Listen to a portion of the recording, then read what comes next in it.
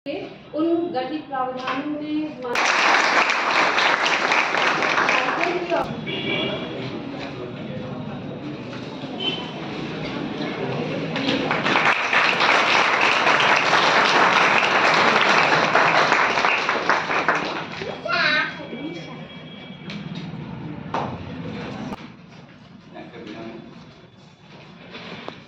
जैसा कि आप अवगत हैं, कल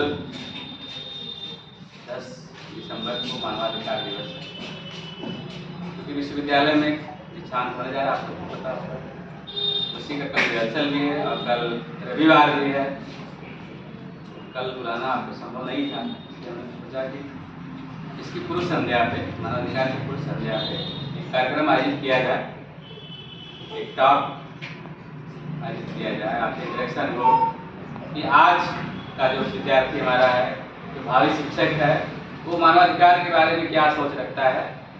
और आपसे बातचीत करने के लिए हमारे बीच हमारे बड़े भाई प्रोफेसर अनिल कुमार चौधरी जी, आप समाज कार्य विभाग महात्मा गांधी काशी विद्यापीठ में आचार्य हैं और आप एक सोशल वर्कर भी हैं, ह्यूमन राइट एक्टिविस्ट भी हैं। तो मुझे लगा कि आपसे उपयुक्त इस कार्यक्रम के लिए कोई विशेषज्ञ नहीं हो सकता था।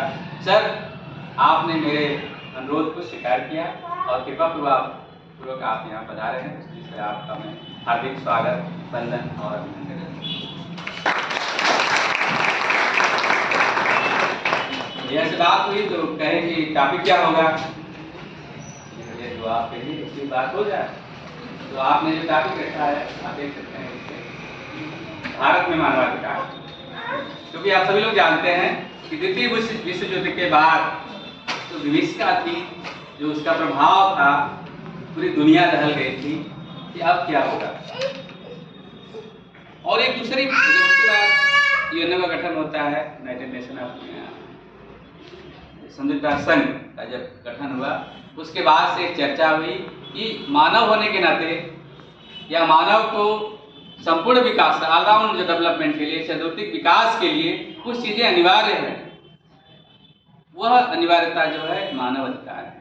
यदि उसको मानव अधिकार आप नहीं देते तो बहुत सारी चीजों से वंचित रह जाता है और उसका जो विकास होना चाहिए वह विकास सुनिश्चित नहीं हो पाता है। तो उस रूप में जो है 10 दिसंबर 1948 को ये यूनिवर्सल डिक्लेरेशन, आप सभी लोग जानते हैं, हुआ था मानवाधिकारों का।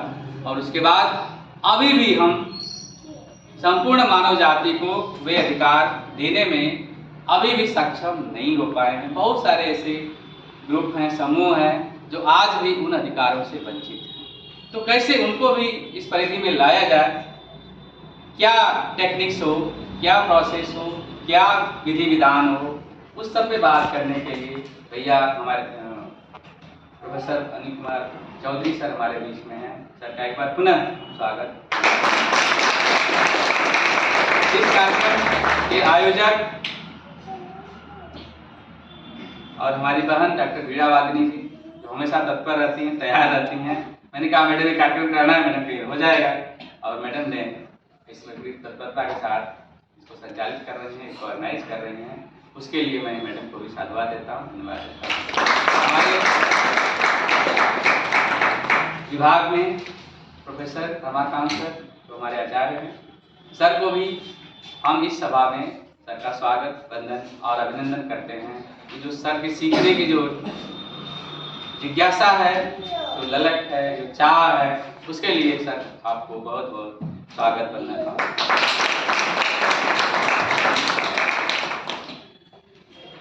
हमारे बीच बड़ी बहन डॉक्टर राखी देव, सीखा थोड़ा सा सर आ जाइए। डॉक्टर प्रोफेसर शैलेंद्र कुमार वर्मा जी हमारे बीच आ गए हैं।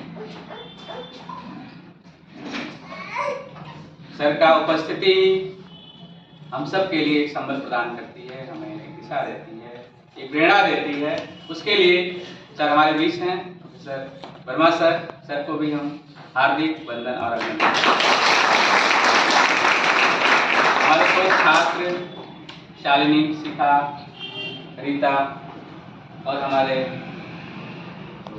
फैकल्टी मेंबर्स हैं, डॉक्टर अभिलाषा जी, ज्योत्सना जी, और उस सबसे बढ़कर के तो हमारे प्रिय विद्यार्थी, सबसे प्रिय हमारे दोस्त हैं विद्यार्थी, संतोष जी भी हमारे बीच में हैं, उनका भी स्वागत है। और सबसे बड़ी जो स्वागत के हकदार हैं वो हमारे विद्यार्थी हैं। बिना आपके यह कार्यक्रम सफल नहीं हो सकता। और आपको मैं चाहूँगा कि आपका जो इसमें सहभागिता हो वह सक्रिय सहभागिता हो। आपके प्रश्न आने चाहिए, आपकी जिज्ञासाएं आनी चाहिए, आपके सुझाव।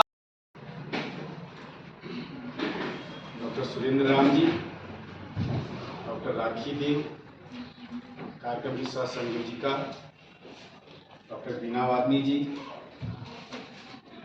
अन्य हमारे अध्यापकगण, इस विभाग के शोधार्थी और विद्यार्थी, वहाँ पर मानवाधिकार अपने आप प्रासंगिक होते हैं, क्योंकि मानवाधिकार बने ही इसी सब बुराइयों से बचने के लिए या उसको कमतर करने के लिए। तो जैसा कि आज का विषय आप देख रहे हैं वह उसी के निकट का थोड़ा सा विषय है। हम लोग प्रयास करेंगे कि आपके साथ कुछ सैद्धांतिक बातें हों और कुछ आप अपने अनुभव हमसे बांटें, क्योंकि आप एक बार के स्नातक हैं, दूसरी बार के स्नातक होने जा रहे हैं, अर्थात कि आप एक परिपक्व नागरिक बन चुके हैं और वो परिपक्वता आपके एक माइंडसेट में के रूप में जरूर आ चुकी होगी। या तो आप समाजवादी होंगे, या मार्क्सवादी होंगे, या आप दक्षिणपंथी होंगे, या आप तटस्थ होंगे, या आप बहुजन महापुरुषों के विचारों का अनुपालन करते होंगे। कुछ ना कुछ आपका माइंडसेट बना होगा, क्योंकि ऐसा मैं सोच नहीं सकता हूँ। जब आपकी उम्र में हम लोग थे तो सूचनाएं कम मिलती थी और जो अध्यापक पढ़ा दे, जो अपने समूह में जो समाजीकरण से प्राप्त हो जाए, वही माइंडसेट बनता है। आज सूचनाएं आपके पास बहुत है, तो माइंडसेट का मतलब ये है कि आपके विचारों का एक कोना जिसको आप बदलना नहीं चाहते हैं, उसी को आप माइंडसेट कह सकते हैं। ऐसी स्थिति में यह देखना जरूरी होगा कि मानवाधिकार, जो कि आपके देश का विषय कभी नहीं रहा,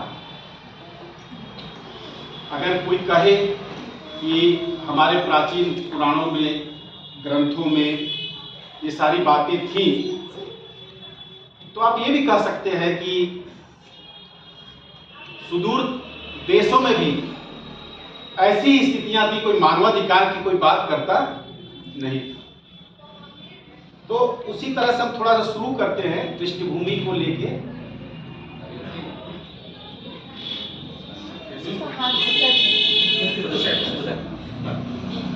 अगर हम थोड़ी सी पृष्ठभूमि की बात करें तो आप देख रहे हैं कि मानवाधिकार ईसा के पूर्व भी थे, लेकिन जैसा कि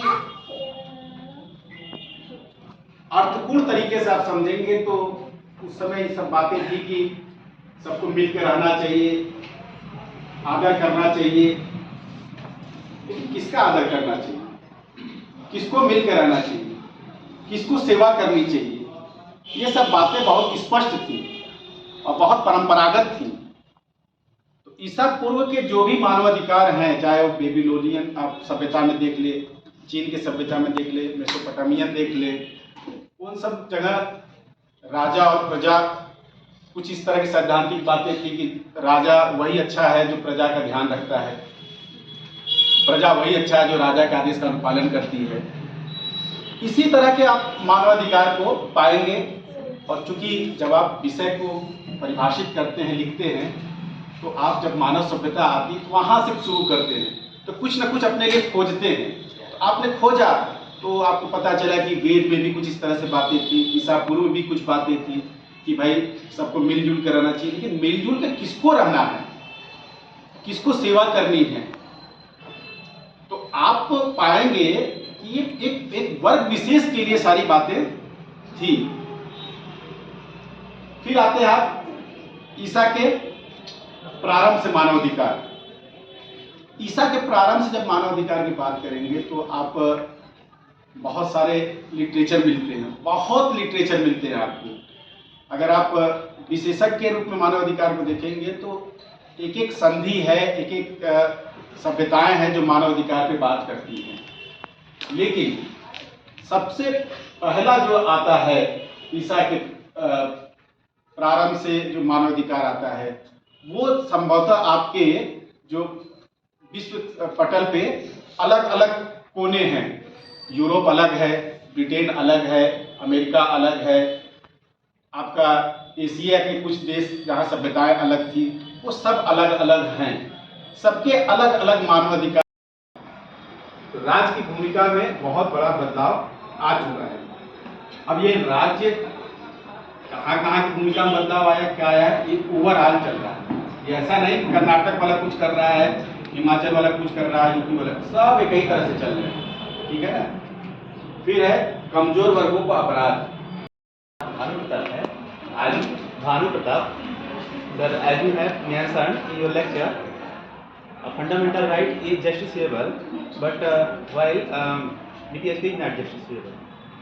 Is human right is justiciable? If yes, then why it is right? It is directive principle. Why? All are human rights implied in fundamental rights. Okay, this is the fundamental clarity for you. All our human rights includes in our fundamental rights. ठीक है, तो ये पूरा का पूरा human rights आपको मिल रहा है। आपको फंडामेंटल राइट्स कहाँ पूरा मिल रहा है? आपको उसको एग्जीक्यूट कहाँ हो पा रहा है? आज ये है कि 14 वर्ष तक के बच्चे निःशुल्क शिक्षा पाएंगे, आपने फंडामेंटल राइट में ले आया, ठीक है, और आपके ही सरकारी स्कूल बंद होने लगे। अधिकार है तो वहाँ पे सबको यही ना कि सांस भी हम सुरक्षित साफ हवा में हमें सांस लेने का भी अधिकार है, जो हमारे इंडिया के संविधान में भी है और मानवाधिकार में भी है। तो सर पब्लिक प्लेस पे हम देखते हैं, जब हम पब्लिक प्लेस में रहते हैं तो बहुत लोग स्मोकिंग करते हैं, तो जाके वो उसको हम कैसे रोक सकते हैं? वो हमें मिल नहीं रहा है, लेकिन अब स्टेट को क्या ऐसा करना चाहिए, गवर्नमेंट को, क्योंकि पब्लिक प्लेस पे ऐसा ना हो, लोग रुके, इतना धुआं छोड़ो यार, अब इतना धुआं छोड़ो, लेकिन जो आदमी जो नहीं सिगरेट देखिए, स्मोकिंग मैं भी करता हूँ। ओके तो हम कैसे उसको बचा सकते हैं? हाँ, मैं आपने पूछा, आपका दिमाग स्मोकिंग तक गया, ठीक है, माइंडसेट जो है वो स्मोकिंग को कर। सुप्रीम कोर्ट ने सारे पब्लिक डोमेन में स्मोकिंग करने के लिए मनाही किया। इवन सुप्रीम कोर्ट ने यहाँ तक कहा है कि जो मैरिजेस होंगे उनका रजिस्ट्रेशन होगा। जब कई लोग को देखा कि यहाँ वाला जाके केरल में शादी कर ले रहा है, केरल वाला उधर जाके शादी कर रहा है, तो कहा कि भैया सबकी शादी को अनिवार्य, चीफ सेक्रेटरीज को कहा कि आप सारे को एक ऐसा चीज सिस्टम बनाइए कि सारे जो शादियां हैं भारत में वो रजिस्टर्ड हों।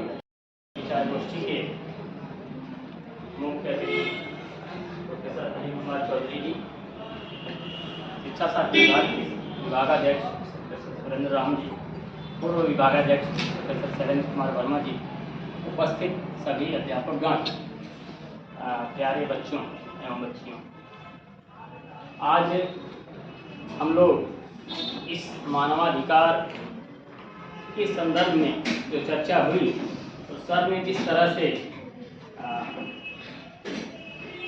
समझाया या अपनी बात को रखने का प्रयास किया, सबसे पहला एक शब्द बहुत कई बार यूज किया गया माइंडसेट का, उसी के परिप्रेक्ष्य में हम इसको सोच पाते हैं या देख पाते हैं। जैसे सर ने एक नीट किया था, लेकिन अगर एक शब्द ये कहा जाए, जो शोषित थे, जिनको सताया जा रहा था, मानव थे लेकिन उनके जीने का अधिकार दिया नहीं जा रहा था, उन्हीं के लिए यह लागू किया गया।